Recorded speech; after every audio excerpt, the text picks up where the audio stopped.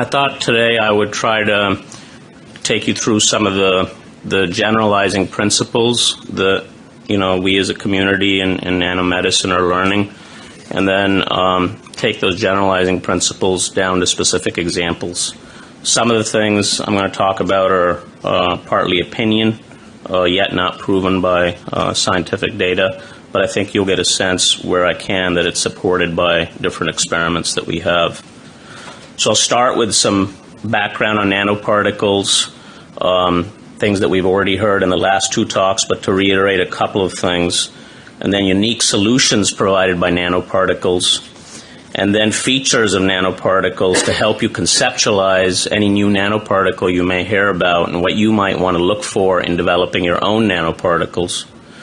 Then we'll go to specific preclinical examples, followed by finally clinical studies, just to show you that there are many clinical trials in progress. We won't have time to go into each of the trials, but to take away that in fact many things are going on in the clinic with nanoparticles already. And finally some future motivational issues related to what areas you might want to get involved in from a research perspective. Just to be absolutely clear, even the definition of a nanoparticle remains somewhat ambiguous. The National Cancer Institute with the Centers for Cancer Nanotechnology Excellence still are a little bit more rigid at around 100 nanometer cutoff of both organic and inorganic materials, but most people are flexing up to about 1,000 nanometers. This would cover most of the things we've heard about in the previous two elegant talks, but would exclude, for example, microbubbles that you might use in ultrasound imaging for enhancing contrast in ultrasound, whether it be targeted bubbles or not. So where you draw this line and what you consider a nanoparticle is up for debate, but let's say for the sake of most of what people are believing in that 1,000 nanometers is reasonable.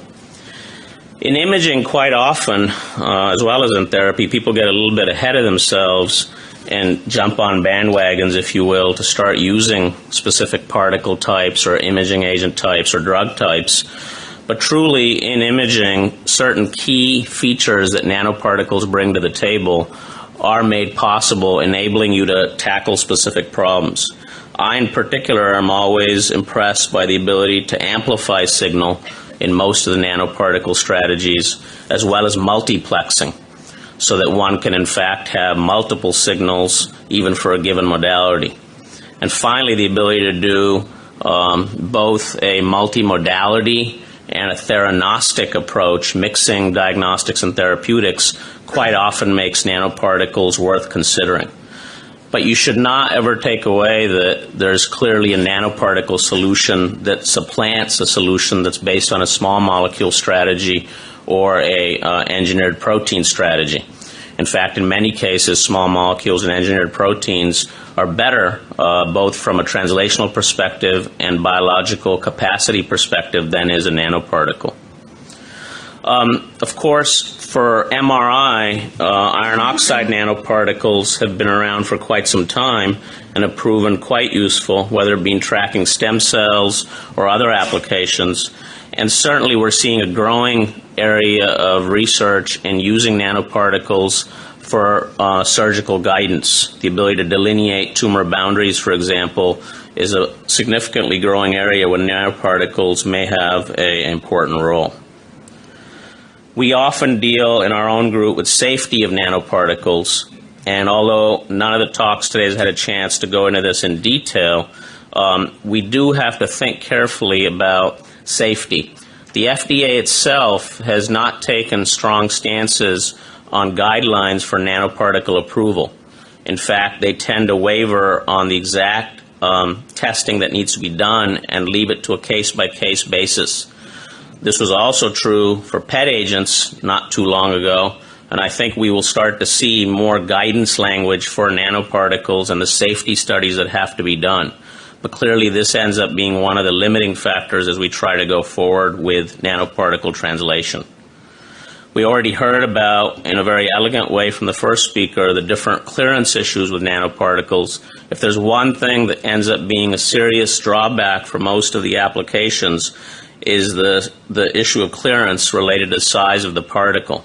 as you get to these larger and larger sizes to try to either amplify signal, multiplex, or otherwise achieve a desired property, you unfortunately tend to get to a size that is not renally excreted, and then you have difficulty with the reticuloendothelial system, both in the liver, the spleen, and in the bone marrow.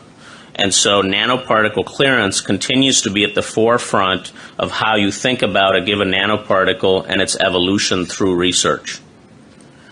If we look briefly at the history of nanoparticles, as I said, it's not been recent. We often forget that there's actually a lot been going on with nanoparticles, including things that are used in the clinic today. For example, the early 90s gave rise to iron oxide nanoparticles that are used for MRI contrast now. You may not know, but also in radioimmunotherapy in the early 90s, nanoparticles started to enter clinical application. And now, for example, yttrium nanospheres are used by interventional radiologists for treatment of hepatocellular cancer. You deliver the nanospheres that are radioactive right into a local vessel that feeds the tumor. Things have moved from initial applications in these areas to more and more applications. I won't go through all of them, but basically we're seeing a continued evolution with now more gold and other based agents in a nanoparticle form entering humans for the first time. And even RNAi delivery with the great work from Caltech with Dr. Davis's group with RNAi-based nanoparticles being used in humans for the first time, opening up a very generalizable platform. So much has already happened, but it is a slow process, obviously, because of the approval issues. So now let's ask, what really are the unique solutions provided by nanoparticles? What would you want to do research around to improve nanoparticle utilization? Well, certainly in CT, one of the key issues is sensitivity. And if you could develop a nanoparticle that could enhance the sensitivity of CT, letting you see smaller foci by providing much more contrast than what iodine can do, then one would open up many, many studies with CT imaging. Of course, you could also imagine specificity by looking at, for example, targeted nanoparticles that are compatible with CT. Research in this line is evolving. More and more individuals are looking at trying to make CT, of course, a molecular-based strategy, and nanoparticles hold at least a promise for this area. In optical imaging, we have a limitation in general of signal penetration, that is, at greater depths, poor signal that we can achieve at the surface, and also poor multiplexing. And nanoparticles, again, have the ability to provide solutions to this, including increasing the signal significantly, including, for example, spectral resolution, as we're seeing in Raman-based nanoparticles, which I'll come back to. In MRI, predominantly anatomic, limited as molecular because of sensitivity issues, again, contrast, whether it be cells labeled with particles or, in fact, direct imaging agents that are targeted. In PET and SPECT, it's not been so much about nanoparticles' ability to provide something that small molecules or engineered proteins can't, but the use of PET and SPECT to evaluate biodistribution of nanoparticles throughout the body, and also when one is looking at a multimodality-based strategy to use PET and SPECT combined with another modality, nanoparticles provide unique solution. It may be the case that also nanoparticles that can literally encompass multiple isotopes, a bag of isotopes as I often refer to it, may give birth to an improvement in sensitivity in PET and SPECT as well, but those techniques have not yet made their way to a research platform. In ultrasound, although, as I said, microbubbles might be too large to consider as nanoparticles, there is the ability to take this anatomic technique, make it more molecular, and again, providing contrast through targeted or non-targeted strategies with nanobubbles and silica-based strategies is also emerging. In therapy, applications shown in blue, and in a whole other talk of in vitro diagnostics, where you might have, for example, magneto-nanoparticles in vitro sensors, there are also many, many applications of nanoparticles. But this is really an important thing to ask first, is to really say, is there a real need for a nanoparticle in a given application? What is it really buying me that I couldn't get from a non-nanoparticle strategy, given, in fact, the much higher hurdle in this area. When I step back and think about how to generalize any nanoparticle into its components, one way that's helpful is to start by thinking about what is the core. What is the core that makes up this nanoparticle? This core might be a gold-based core, might be another strategy, but that core forms one of the bases for any nanoparticle. There's many things associated with the core: composition, stability, its cargoing capacity, purity, spectral properties, etc. I won't get into all these, but it's a starting point for many nanoparticles. Then comes the shell, where in fact you might have a therapeutic cargo, or you might have, in the case of Raman imaging, a small molecule layer that is going to, in fact, be enhancing a Sears phenomena that we'll talk about. But you can think about, for many nanoparticles, a shell on top of the core. There's, of course, the polymer coat. We've heard beautifully from both speakers about PEG and the importance of looking at PEG. Many details in this area of the type of PEG molecules you use, side chain, branch effect PEG, to look at increasing circulation lifetime. Very important for impacting the entire ability of this particle to behave well in vivo. We can also have secondary imaging probes associated with the PEG, for example, a fluorophore. And the numbers of such particles, their intensity stability also comes to play. And finally, if one is going to have a targeted particle, not clear that you'll always need targeting, then the ligand and the nature of that ligand, whether it be small molecule, engineered protein, or full antibody, is an important issue that relays the entire nanoparticle behavior, including, as we heard, immunogenicity. So really, this is a very complex machine with many, many features. That's why, as you heard, quite often it becomes a one-off solution. Very frustrating, in fact, because as you try to generalize results from a given platform or cross platforms, you see they don't generalize well. And many features have to be characterized as shown here, including the aggregation, the sterility, the hydrodynamic radius, the circulation half-life, oxidative stress issues when you start to look at toxicity in single cells, complement activation as you look at interactions with the complement system and the particle, and opsonization. So many, many issues, and that's what makes it very difficult to classify a given probe all the way through the process in which the FDA is used to for small molecule or biologics. I do think it's helpful as we look at the research going on and presented here at the World Molecular Imaging Congress that you can think about really 5 different classes of nanoparticles. The first type is a nanoparticle where you see a little bit of targeting ligands here, and then there is this endogenous contrast. A classic example of this are quantum dots, where you've got intrinsic to the cadmium selenide, for example, the ability, once excited, to produce a unique fluorescence signature for you. So there are many nanoparticles that have this endogenous contrast feature, and they are one way, whether it be for a diagnostic role as shown here, or even for a therapeutic role, that you can think about the particles. Then there are nanoparticles that carry imaging agents. These are ones in which you have, for example, radiolabeled silica, fluorescent silica. You might have, for example, even a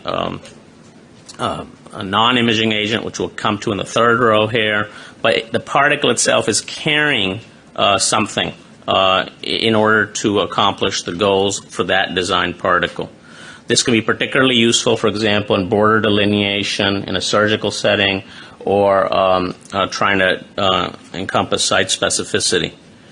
Then the third row is a nanoparticle carrying, instead of an imaging agent, a therapeutic agent. And this, in fact, might be a pH-responsive liposome, a nanoparticle carrying RNAis that are designed to, in fact, modulate gene expression.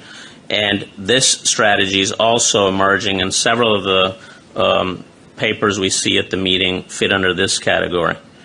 And then we have labeled nanoparticles that are carrying therapeutic agent that's mixed with this imaging agent. It's a mixture of these. And for example, fluorescent liposomes that do a therapeutic release might fit into this category. Finally, one of the more exciting areas lately are nanoparticles responsive to external stimuli. If you have a small machine, why not have that machine be able to respond to different features? For example, a change in magnetic field that's externally provided, or laser light that's externally provided in photothermal therapy. So we're seeing more and more particles start to employ external modulation to accomplish their effect, and that's another important thing to think about. Now, another way of putting together all these disparate areas are general principles of what we're seeing in development of nanoparticles. Although many particles initially were more spherically focused, there has been greater publication efforts towards other geometries, rod-like structures and even disc-like structures like red blood cells. Mathematical modeling, actually intensely going on by several groups, is trying to model how particles moving through the vasculature might extravasate better based on their geometry. For example, if they marginate and are flowing along the edge of a vessel, might they do better in their ability to then extravasate when they don't marginate? For example, these particle types, discs, may marginate better than spheres. Of course, for some imaging, the geometry also enhances the imaging. For example, the aspect ratio of a rod favors a sphere for photoacoustic imaging, where light is used to excite the particle, which then produces sound. And so sometimes the imaging modality itself moves that shape in a different direction. Shape really is important. And as we do more and more intravital microscopy studies to look at the behavior of individual nanoparticles in living mice and how they leave blood vessels and enter the extravascular environment, the effects of this shape cannot be overly stated or underestimated. Very important part of the evolution of nanoparticles. Another emerging area that you'll see some papers around in vivo assembly. As was mentioned so elegantly by the last speaker, in fact, your cell is a wonderful nanomachine that's assembling nanostructures all the time. Why deliver nanoparticles if you could instead deliver small molecules that themselves have all the advantages of pharmacokinetics and delivery? And why not let them, under the right trigger, assemble into a nanoparticle? In fact, we'll come to this in a few minutes, but several papers along this line are now starting to show this is a possibility, so that you use these as a start point with all their advantage, but you get all the benefits of a nanoparticle associated with the cell. Then, of course, nanoparticles that are disguised, if you will, are put within a cell, letting the cell do all the hard work, letting the cell do the trafficking, letting the cell avoid the reticuloendothelial system, letting the cell do the targeting, continues to be one of the ways that nanoparticles are explored because of the difficulty of making the bare nanoparticle work, if you will. Finally, multi-targeting strategies are also emerging throughout the meeting, where, for example, a nanoparticle is in fact injected. It interacts in some way with cells or target cells, releasing a second message which attracts another nanoparticle. So some sort of pre-targeting where you have pharmacokinetics that now are not as critically dependent on a large particle but are broken down into a two-step system. This homing or pre-targeting strategy is also emerging as a general principle.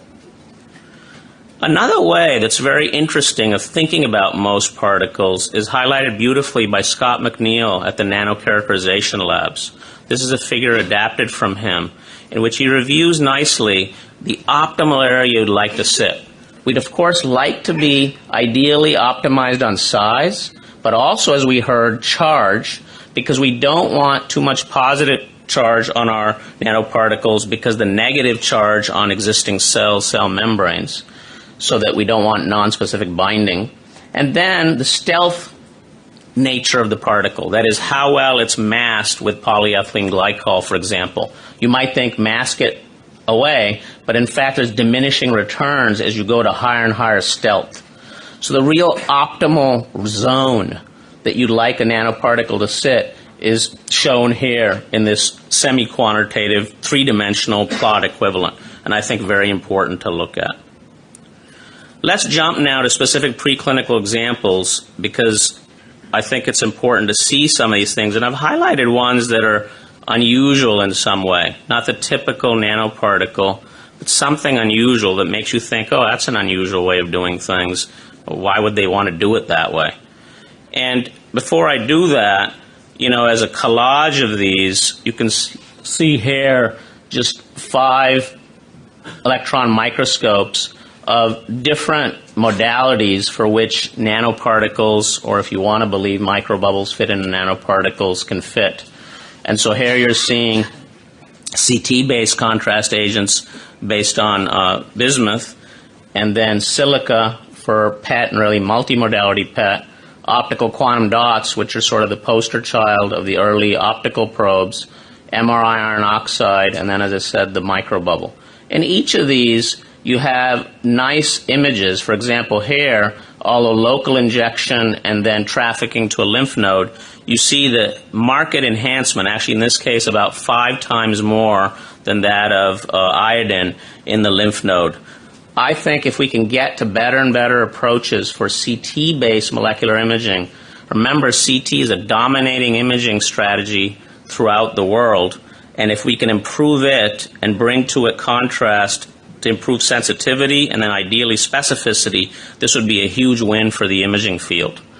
For PET, although PET is mainly used to in fact follow the fate of nanoparticles, in this case in both a fluorescent and PET isotope-based approach, you're looking at the mouse this way, that's the edge of the mouse, liver, tumor, and then here's the fluorescent version of that tumor also showing up. And this, optical quantum dots with activity throughout the mouse, in this case it's an alpha V beta 3 integrin targeted quantum dot, and in MRI iron oxide, this is just to show you contrast enhancement of tumor in the liver. And I won't go into ultrasound because, as we said, it may not truly fit a definition of nanoparticle. In the surgical setting, it is nice to be able to use optical probes where potentially small molecule fluorescent probes will provide sufficient sensitivity, but potentially they won't because of the depth. And this is why nanoparticles still may, in the optical setting, provide a good surgical strategy. In this case, for example, isolation of sentinel lymph nodes. As you may know, right now, thousands of procedures are done every day that are radioactive-based sentinel lymph node detection. There is no doubt that if a good non-radioactive way can come about through optical imaging, in this case quantum dots, one may be able to have better ways to locate rapidly after injection the sentinel lymph node, replacing what is currently the nuclear medicine-based strategy for sentinel lymph node detection. Although quantum dots have had their own problems because of potential for toxicity, other equivalents or now next generation QDs and Raman probes may in fact be the right strategy for this particular application. I want to show you this work and subsequent work as an example of an unusual solution. One of the problems with quantum dots or other optical particles is the need to use light to excite them. So here the investigators are asking, well, what if you didn't need to use light? Could you have self-illuminating quantum dots? Why not have the quantum dots produce their own signal? And what you're seeing here are QDs functionalized with a ranitidluciferase, and the distance between the ranitidluciferase and the QD is critical. And then salanterrazine, which you actually have in your diets but in low amounts in seafood, is coming in and reacting with luciferase in order to produce resonance energy phenomena. And the resonance energy is eventually leading to light from the QD. Very interesting way to get around the depth issue and the need to provide light even in a surgical setting. But with the trade-off that you now have an entity that has a more complex protein scaffold with potential for immunogenicity and the need to introduce a substrate. Notice this is not firefly luciferase and D-luciferin, because those are dependent on ATP, whereas silantarazine and renylluciferase are not. Raman imaging is one way of solving some of the problems with quantum dots. Here, you're not imaging fluorescence, you're imaging light scatter. And so the idea dates back now to the 20s with Chandrasekhar Raman, and with the use now of surface enhancement Raman scattering, one can build nanoparticles in which you get intense light scattering, inelastic light scattering, so that one can amplify signal. These types of particles, typically based on gold or silver, but the ones we're hearing more about are gold-based because gold is in fact optimal for, again, near-infrared shifted wavelengths, are going to make possible many applications in vivo. Here's an example of an endoscope now that's been designed in order to be able to excite the GI tract, for example, the bowel. And if you have early dysplastic lesions on the surface of the bowel, and you sprayed on now gold-based nanoparticles, and those gold-based nanoparticles have a Raman layer that will in fact enhance the inelastic light scattering through the gold Sears effect, you can now start to get significant spectral signature and intense spectral signature that does not involve the broad kind of fluorescence you get from quantum dots. You will see this at this meeting as well, both in the endoscope design and then the nature of the Raman particles for this approach. The trimodality nanoparticles for glioma imaging, I just highlight this because this is an important way to illustrate why nanoparticles can make a difference in specific clinical problems. In glioma surgery, it would be ideal to be able to inject a particle just once, do the MRI imaging, then during the operative setting do photoacoustics, which gives you better depth penetration than pure optical, and then move to fine resolution removal of tumor with Raman, as well as post-removal verification that you've gotten clean tumor boundaries. So this is a great example where clinically, if you had an MRI photoacoustic Raman strategy, where you could in fact take advantage of all the things each of the three modalities has to offer, you could in fact change the way glioma is currently managed.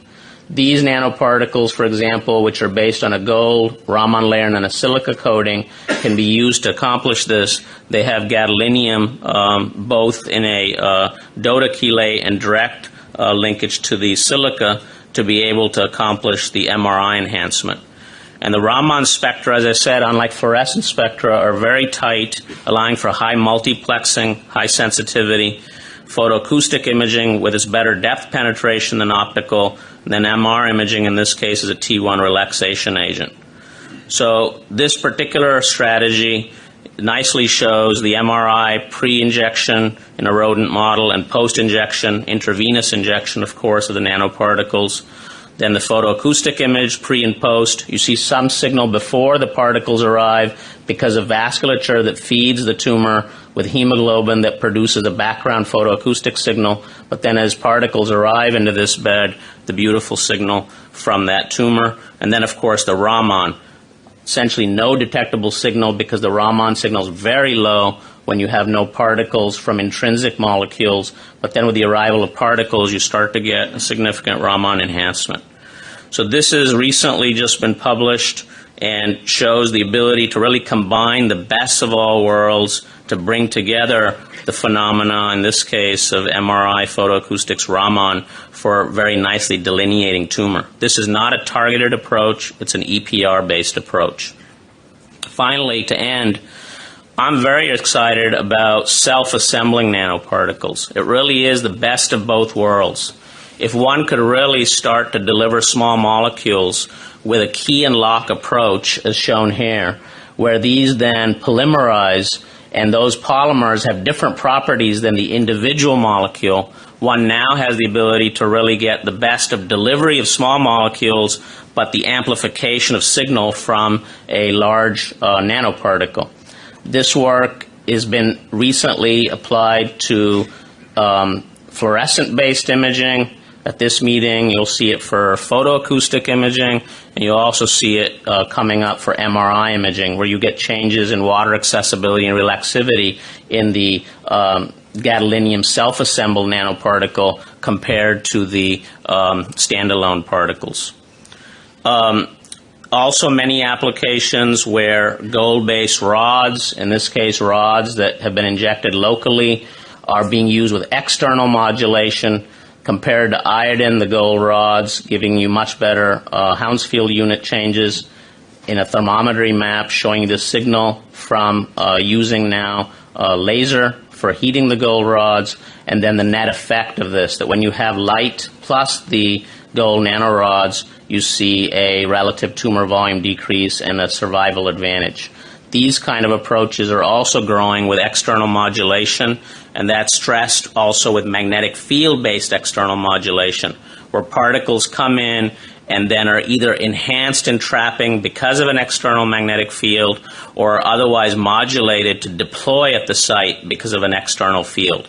This is really nice when you know where the tumor is, or you have other imaging that is guiding the nanoparticles to be able to stay in a given area.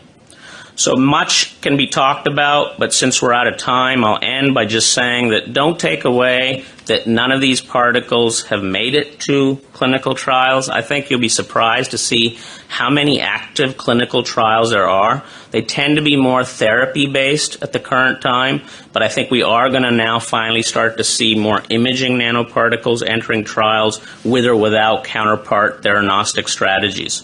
And these are increasing because also the FDA guidance is getting better. The FDA is starting to be more succinct about what is needed for safety, although probably nowhere as near as much as what we're used to with small molecules and engineered proteins. So I think that a lot of this is a positive sign, and that as we look at what's coming up in new clinical trials translating from preclinical, and I apologize we won't have time to get into all this, this will all be reviewed in an upcoming Nature Nano publication by Dr. Jokerst in my own labs, and you will start to see, I think at this meeting, more and more clinical translation. And I hope that our future needs, and the researchers in this audience and elsewhere, are thinking more about generalizable nanoplatforms. How do you make a platform that is able to generalize on toxicology, efficacy, imaging, and multiplexing, as opposed to developing one-off solutions? Decreasing uptake by the RES, critical for these larger nanoparticles. More careful studies on the need for targeting at all. In many papers coming out now for many applications, it's not clear targeting actually improves overall uptake in a bed, mainly because these are larger particles, just like larger antibodies, and penetration is a different issue in such large particles, so that the EPR effect, as was highlighted nicely by our first speaker, can dominate.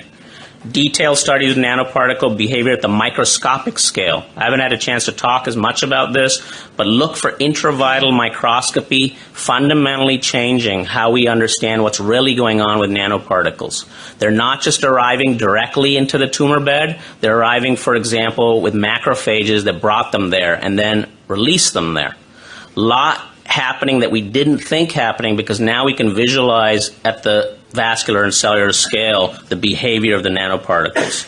Safety, obviously, needing more detailed studies, and FDA.